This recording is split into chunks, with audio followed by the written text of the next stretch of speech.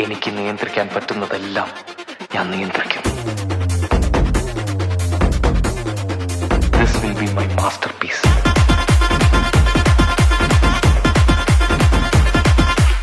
ഞാൻ അച്ഛനായിട്ട് 6 വർഷമായി.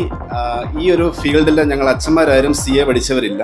So as an experiment എന്നുള്ള രീതിയിലാണ് എൻ്റെ സുപ്പീരിയേഴ്സ് ഒന്ന് ട്രൈ ചെയ്യാൻ പറഞ്ഞു.